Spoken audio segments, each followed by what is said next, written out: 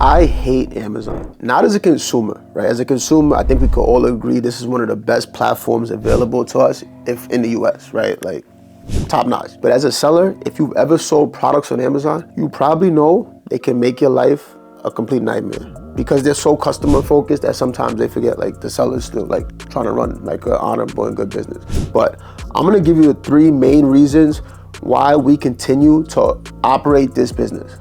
But before I get into that, if you're new to the channel, I'm gonna just let you know like why you should even be listening in the first place. Like probably like, who are you? What are you talking about? Why you hate this Amazon thing? So my name is Mar. I'm one of the co-owners of Abuv The Par, and we operate an 8-figure e-commerce business that primarily sells wholesale products on Amazon.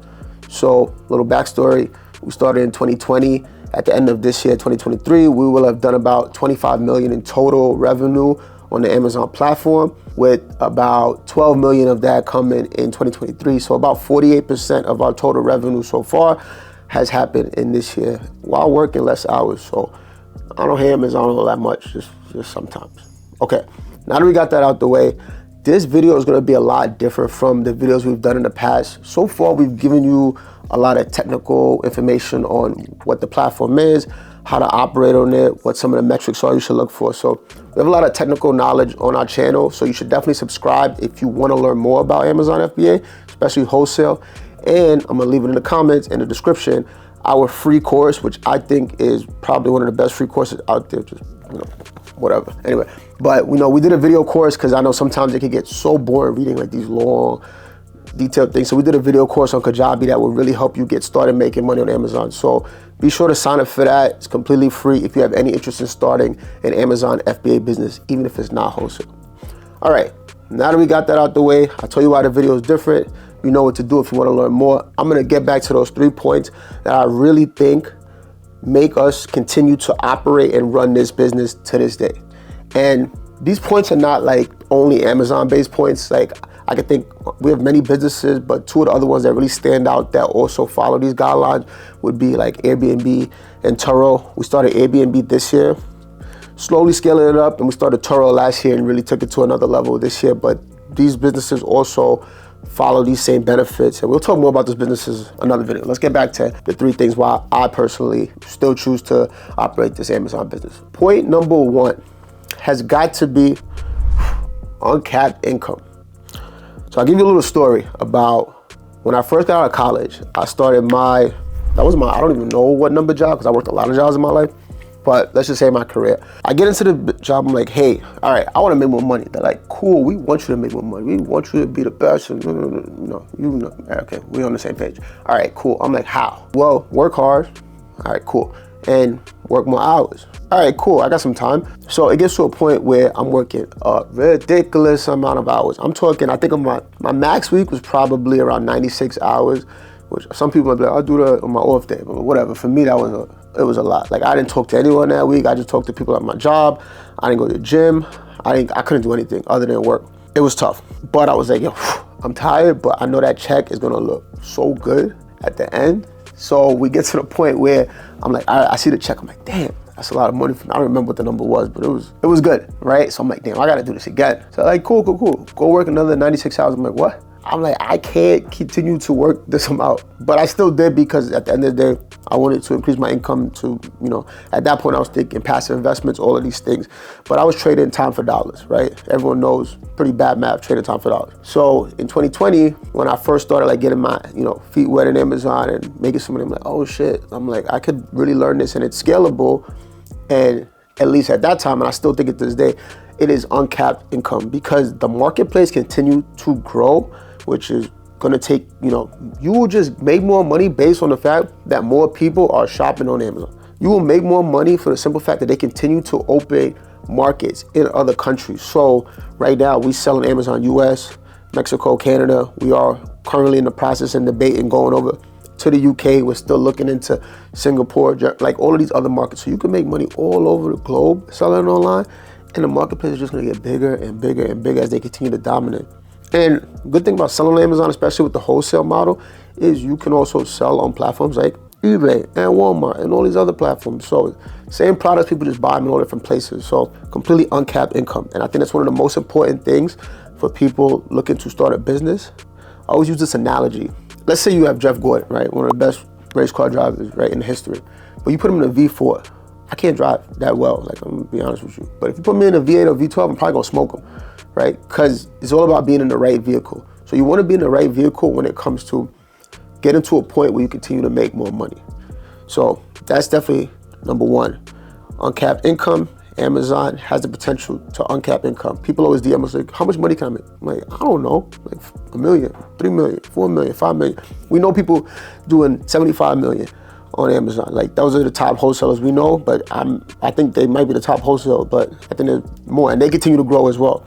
So there's really no cap on how much money you can make selling on Amazon. It's a beautiful thing.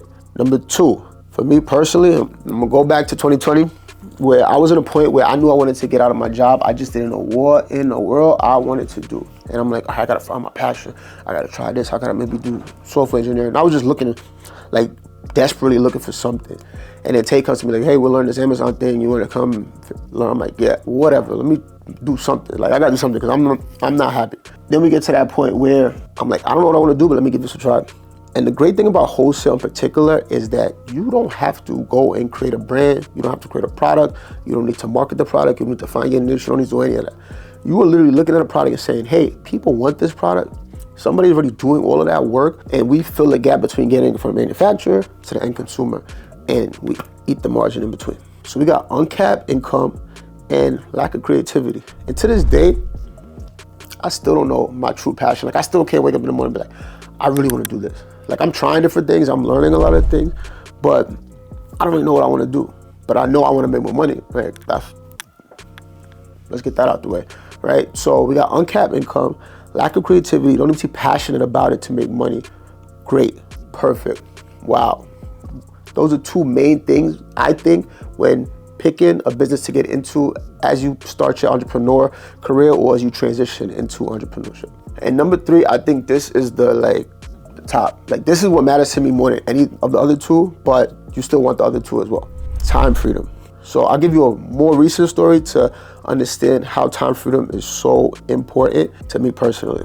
I shouldn't be telling you this, but my business partner, Tay, he's getting married in a few weeks. So we got to a point where it's like damn, Tay's getting married in 3 or 4 weeks. We don't really look at our calendar. We're like, we don't have time to do a bachelor party. We're like, shit, we're gonna be so busy with the end of the year with all these other things. What do we do? So we saw this one gap week and we're like, let's just do it then. It's like 2 weeks out. I'm like, damn, can we plan a bachelor party that quick? And lo and behold, we got like 15 people to come out. It was a great experience.